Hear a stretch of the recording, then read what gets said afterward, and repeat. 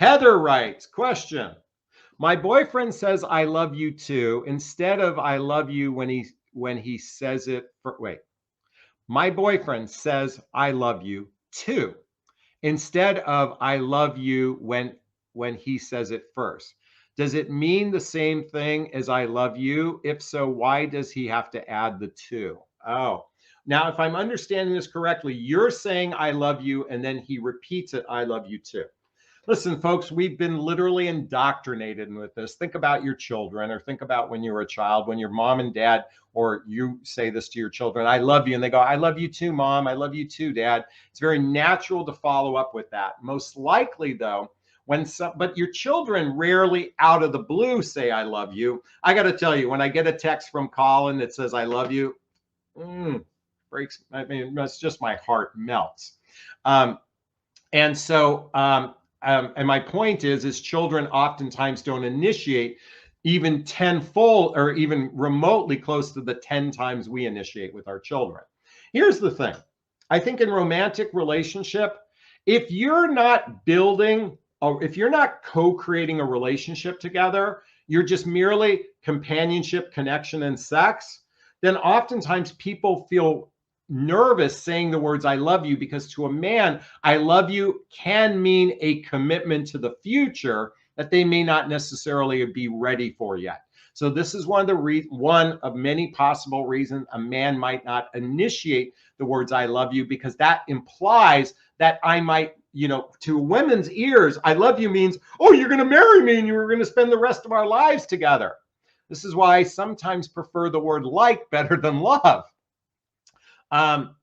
So I'm here to say that when he says, I love you too, sometimes it's just conditioning. We've been so indoctrinated this as children, and it could also be a resistance to telling you because he doesn't want to create the impression that he's going to go the distance with you. That's a possibility. I would have conversation with them about that. I would also invite you to start exploring co-creating a relationship together by reading the book, 8 Dates by Dr. Folks, I got to stop here for a second. I'm going to hold this book up. Most of you are effing clueless when it comes to the mechanics to a healthy, happy relationship. Let me repeat that. Most of you women, most of my audience is women, are clueless.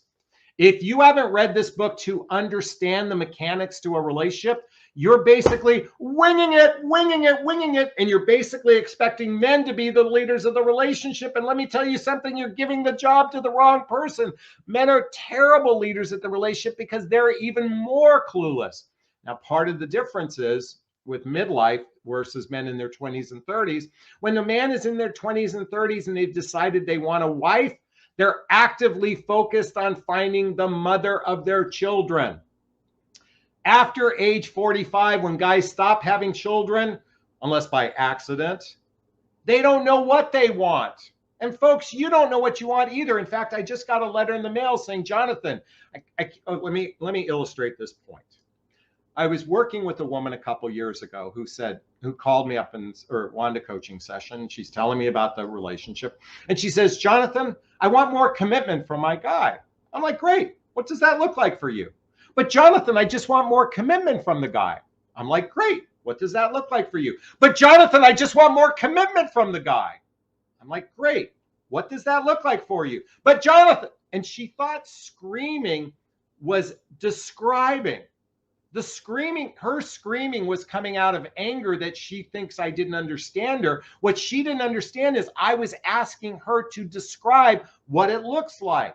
And this is why I continually share what it looks like for me, to give you some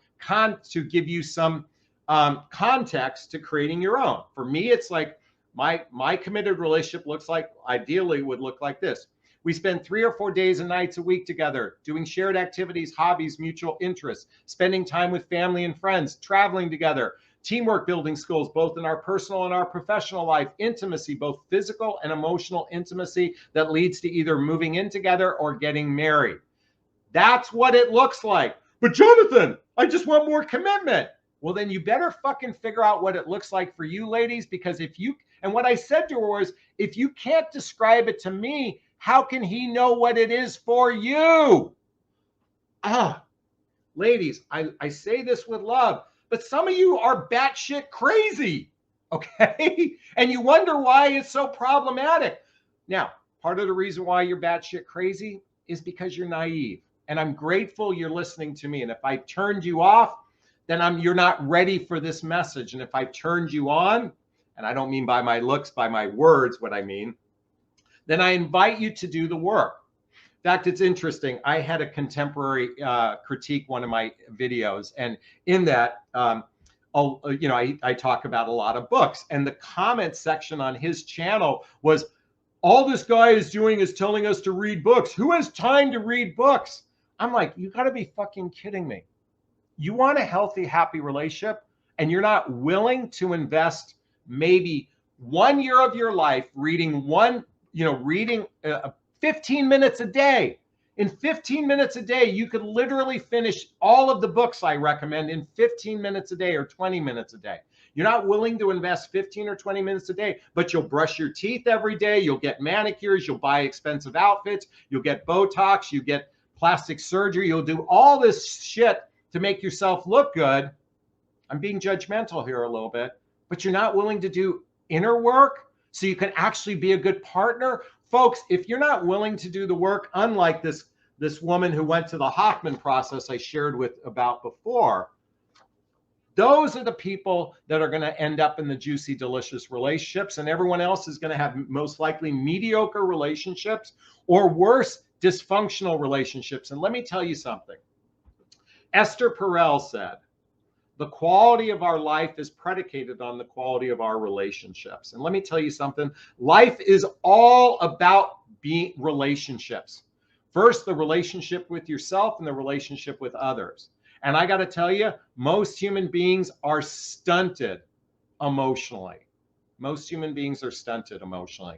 When you become emotionally mature, you get tired of people really quickly. It kind of sucks. You have a lot less friends. And at the same time, you have much richer friendships when you're with people who can actually be intimate with one another. And intimacy stands for into me you see, into me you see, into me you see. And that's my invitation for everyone. So I went off on a tangent here. I forgot the original question.